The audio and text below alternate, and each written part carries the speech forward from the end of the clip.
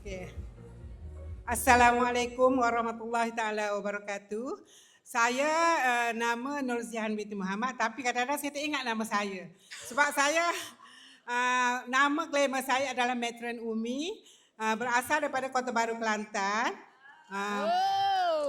Sekarang ini sudah berpencen dan jadi setiap bulan saya ada duit pencen lah.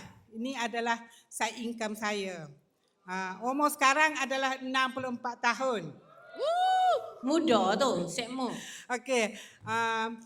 Sebelum tu saya nak ucap kepada mentor-mentor saya lah, iaitu terutama yang disayangi sangat-sangat, Crown Mary Lee, 3-star Crown Hasmawati, 3-star Crown Chu Haolin dan juga Mr. Seng. Jadi kenapa saya masuk Elken?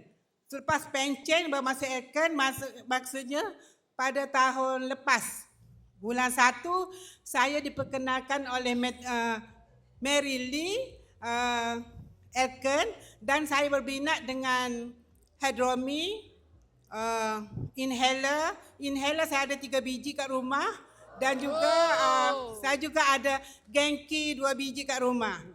Jadi saya beli adalah untuk saya dan juga untuk rakan-rakan yang berpencen lah, dan juga saya daripada kesihatan jadi senang. Setiap bulan saya dapat income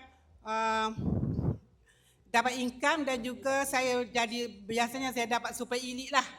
Jadi tak heran setiap bulan saya boleh super elite dan kemudian saya akan ke Yunan selepas ini.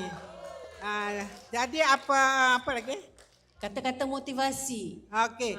Motivasi saya ialah hari-hari sharing, hari-hari buat, maka income akan datang. Terima kasih. Sama-sama.